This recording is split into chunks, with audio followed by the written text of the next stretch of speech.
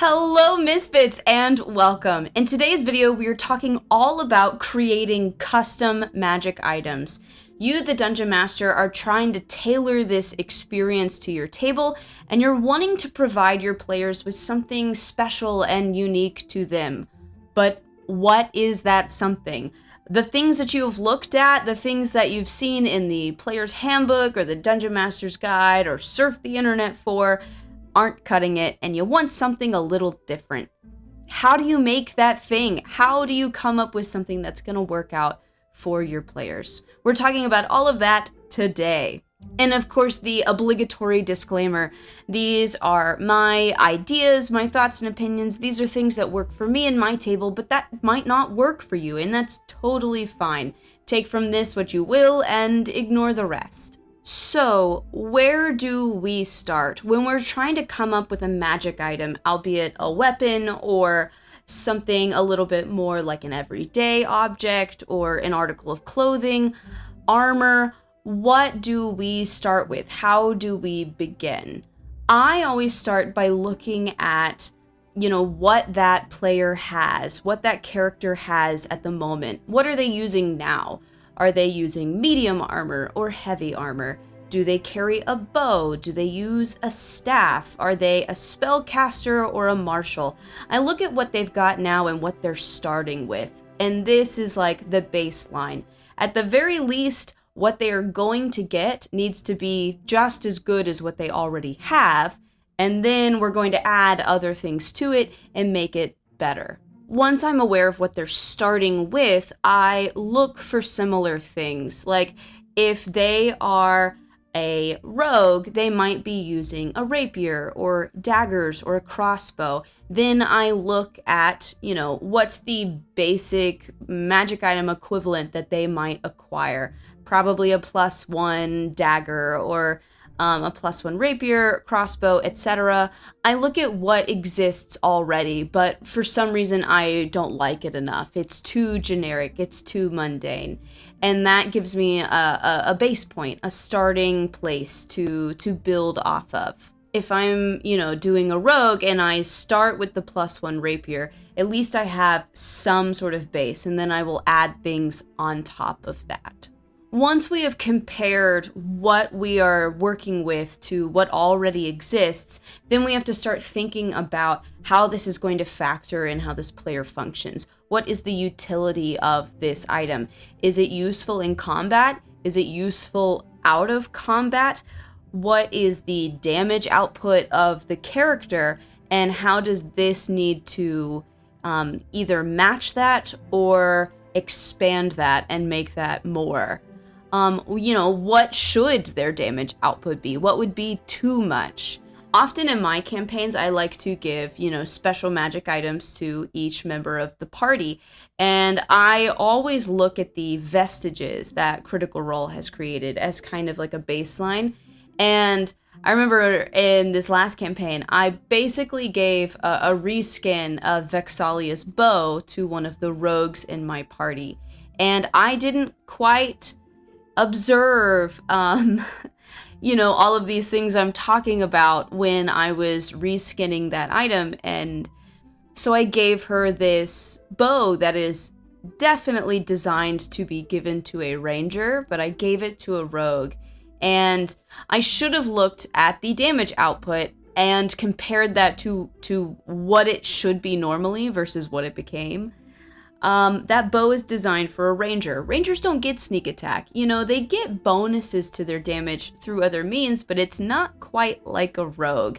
And so giving this character this uber powerful bow that they then got to tack sneak attack onto was just a bit broken. If you will. So definitely observe this. When you're trying to figure out the utility of this item, make sure that you are somewhat aware of the character's normal damage output, so that you can buff that, but don't go too far. Don't go too extreme, if that makes sense. A good starting point is, a lot of magical items will deal like an extra die of damage to, enemies of a certain type. If you're using like a corpse slaying short sword, it's going to deal 1d6 extra damage, or I think or maybe it's 1d8 extra damage to undead. So kind of think about that. If the character is a higher level, you might want to up that damage. It might not be a +1 sword, it might be a +2 sword, and then we do 2d8 damage to undead or something like that. Kind of factor in the level there when you're building out these items. And even if we're not talking about weapons, you still need to be mindful of, the utility of this item and how powerful it is. If we're talking about something similar to sending stones, how many times can they use that? Is it once per long rest, or is it once per day? Like, does it reset every dawn, or do they need to rest? Does it have charges? How many charges does it have? Do some of its abilities consume multiple charges? There's a lot of things to factor in. And I think anytime you are giving any sort of item some sort of magical quality or building something, it's always good to just look at what's already out there. Go back to that point of comparing it to what exists already and use those as baselines. I'm not saying copy them exactly, but use it as sort of a guide so that when you're creating something, it's not super outlandish. You can't just slap yeah, I'll give you a weapon that deals 10d8 fire damage to, all humanoids. That's, crazy. We have to look at what exists and, scale things back a little bit. Balance is important. And balance is not just about how characters fight each other. Balance also has to do with how magic items work in the game, how often things can be used, how much damage it deals. There's so much that goes into the balance of these types of games, and we have to consider that when we are building items like this. Checks and balances are so important. It is fun when we can just do all the crazy magical things, but if you can do all of the crazy magical things, it's not special anymore, There needs to be obstacles that you have to rise up to overcome. There needs to be, limitations that you have to find a way around. I think that's super important. All right, so after you have figured out the utility, which is arguably the hardest part, then you can look at the backstory of this item. Should this item be connected to their past? Should it be tied to the quest that they are on? Is this a bad item? Is there bad connotation and history behind it? Is it good? Should it be a permanent thing that they have, or does it, get destroyed or consumed at the end of the campaign? Does it need to go away or be given to someone else? Build a story around this item. When I ran Curse of Strahd, the magic item in that story, the most important one, is the Sun Sword. And I wanted it to be special. There's really not a ton of backstory given for the Sun Sword in that campaign book, and I wanted there to be more. So I built this elaborate backstory. It's a sentient item, rules as written, but I wanted an explanation for that. So we put the soul of a character in that sword. It was able to communicate special emotions and kind of communicate a little bit of backstory and lore behind some of the places they went. A lot of the places in that campaign, have these, vivid backstories for them that you may never learn about when you're just playing through the campaign. So I wanted a way to communicate some of that to the party. And there were certain limitations. I mean, the Sun Sword as is can communicate emotions, but it can't speak. So that was something that was an interesting obstacle. It could convey emotion, but it couldn't talk to the party. But also, I love an item that can level up with the character. So as that campaign developed, that item got stronger along with the person wielding it. Eventually it could communicate. There's just a lot of things to factor in when building out a backstory, but this is where you as the Dungeon Master can really, really get creative. The One Ring in The Lord of the Rings isn't as interesting unless you think about all the backstory behind it. Yeah, a ring that turns you invisible, it's cool, but it's not the One Ring unless it is the ring forged by Sauron that has been passed around by all these famous people in the history of Middle-earth, and it has felled these great kings and warriors and people, and ultimately, faces its demise due to a couple of hobbits. Like, that's what makes it special.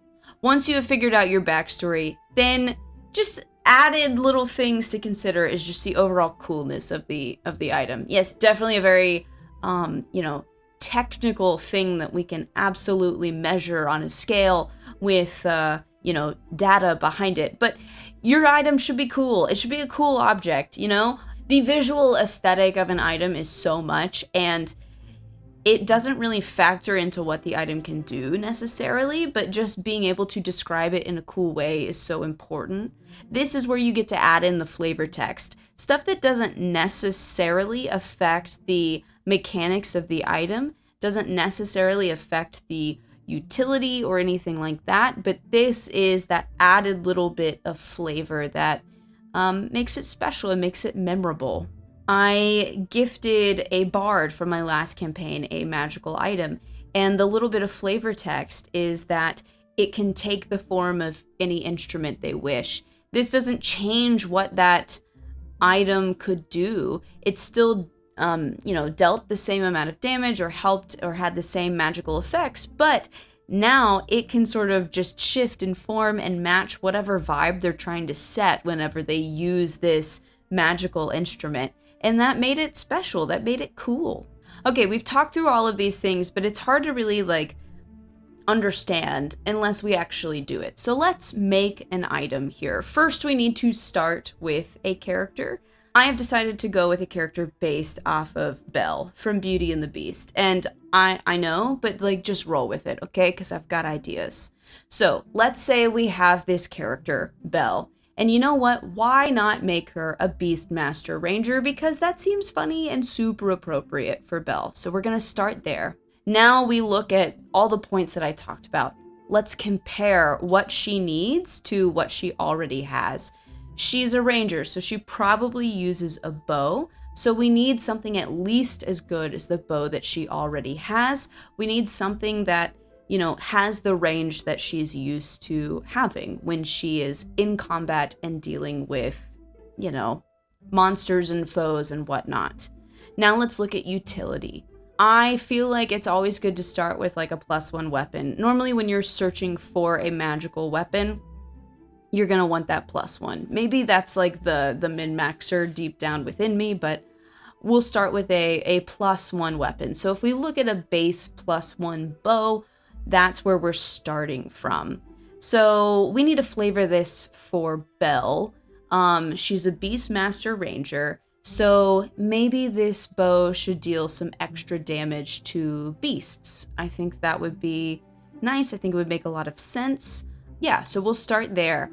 I'm gonna keep jumping back to that process of comparing as I build this out. I think as we are looking at the utility of this item, we need to keep going back to compare it to other things that exist.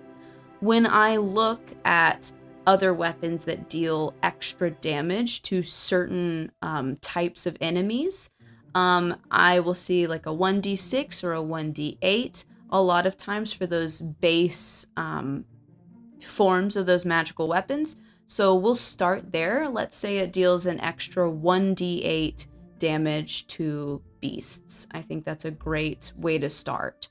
It should probably also have different types of shots that it can fire, different arrows. Thinking about utility, I really hate keeping track of ammo, and I feel like if the bow itself is magical, then also having to rely on a limited number of magical arrows is kind of frustrating. So we're not going to do that. We'll say that it generates the magical arrow that it needs to shoot. So let's think of some fun types of shots that it could pull off. For this, again, we're going to go back to compare and we're going to look at things that already exist within the game.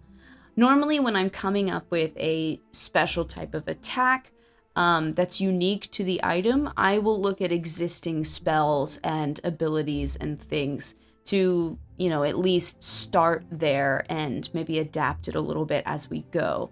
I do this because those things are tried and true. These things have theoretically been tested for balance within the game, so it's good to start there. I'm not saying those things are always balanced. I think many of us, through playing the game, definitely find the cracks within where things maybe aren't as balanced as you would want them to be, but it's a good place to start.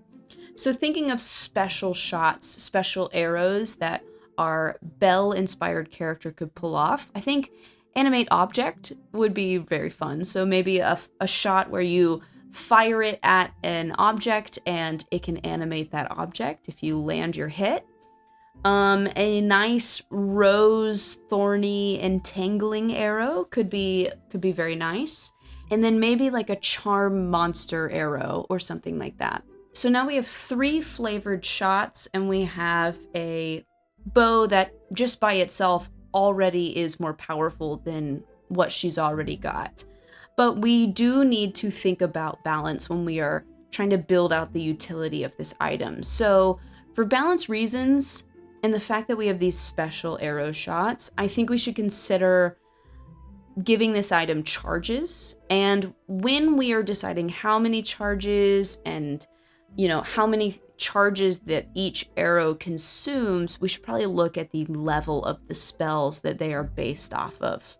3 charges is a good place to start. So if we look at Entangle is a first level spell. A lot of people can cast Entangle. It doesn't cost much for a spellcaster, so it shouldn't cost much for Belle. So we'll say that Entangle only costs 1 charge. But when we look at Charm Monster, that's a higher leveled spell, so that should probably cost more than 1 charge. We could start with 2, but we could change it or adapt it as we go. And then Animate Objects is a 5th level spell. That's nothing to sneeze at, so that should probably take up all 3 charges. And I think that makes sense. I think that's fair. Is this perfect? Have I tested this out? Absolutely not, but we are just having fun here. So now we've built out our weapon. It's, closely modified off of things that exist that we know function within the game. And we've added some extra special things, but found a way to kind of pull that back so that it's not just absurdly crazy and breaks every encounter.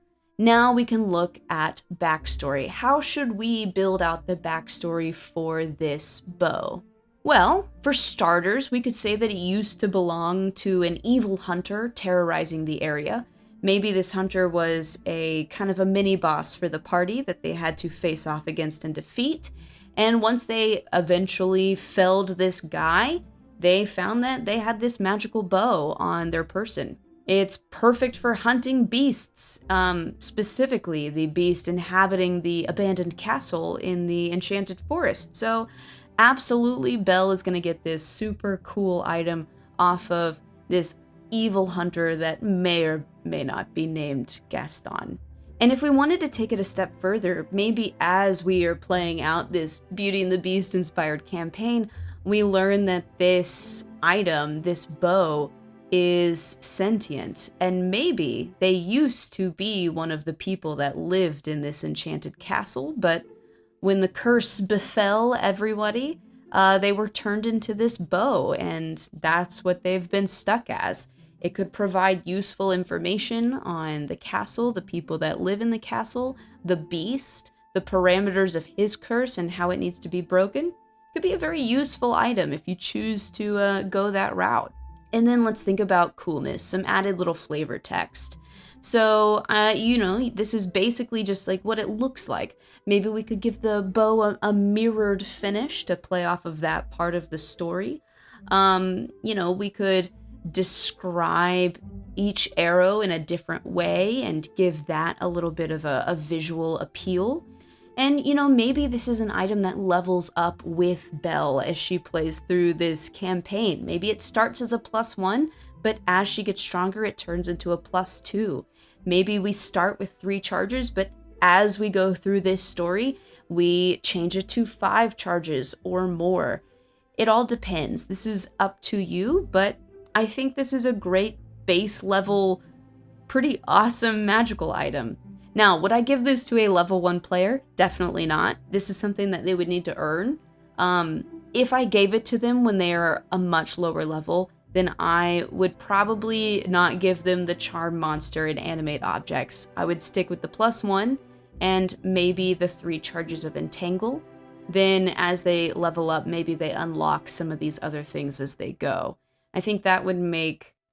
I think that makes sense. But yeah, there we go. And we're done. We have our magical bow for our Beastmaster Ranger named Belle. And I think that's cool. Building out special items is such a fun aspect of the game. And when you finally give it to the player, they just light up. They feel special because they know that you have tailored something to them. And that's important. I feel like that's one of the more fun aspects of being a dungeon master. Like, you are creating stuff for the people at your table, and it's just such a special thing. It's not necessarily like you're expecting something in return.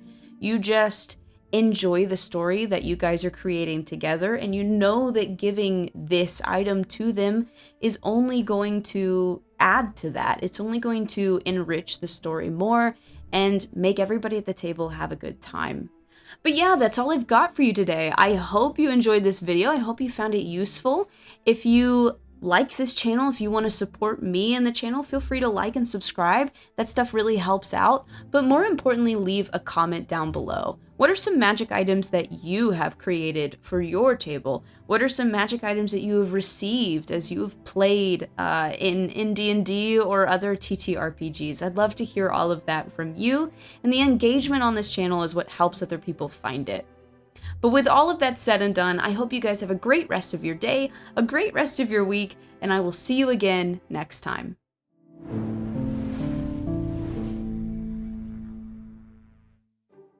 As of recording this, me and my table will be playing session 1 of our 3rd campaign tomorrow, and I'm excited and freaking out. I have done so much work. I did all of the character art for this whole party, all 6 of them. I have, you know, worked on music for the intro sequence. I have built title cards and drawn maps, and I have picked out, you know, our encounters and our locations. I've been writing, I've been doing so much work, but there's still so much left to do as well, and I'm definitely a little stressed but excited all at the same time. But it's finally here. You guys can enjoy the first session of Campaign 3 on August 29th, on Friday. It should drop 7 a.m. Central Time, but, you know, get to it whenever you get to it. I'm working really hard to try and make the quality of this first episode, you know, what I wish the quality of Session 1 of Campaign 2 was. The last campaign, you can see my journey in learning how to do this, learning how to capture our game and get it in a way that people can watch it, and it was quite the journey. I mean, you can watch the overlays change throughout the campaign. You watch the video quality get better eventually, the audio quality gets a little bit cleaner. It's just hard, and it's extra hard when I don't really have control over, you know, the equipment my players use. We don't live in the same place, and I'm kind of beholden to what they've got, and I can only do so much on my end. But I'm trying really hard to get this first episode to start out this next campaign at, you know, a much better base, a much better quality. And hopefully we only go up from there, but I just wanted to start things out right. So I'm hoping the work pays off. You can certainly let me know whenever you watch that first episode. But yeah, see you later, guys.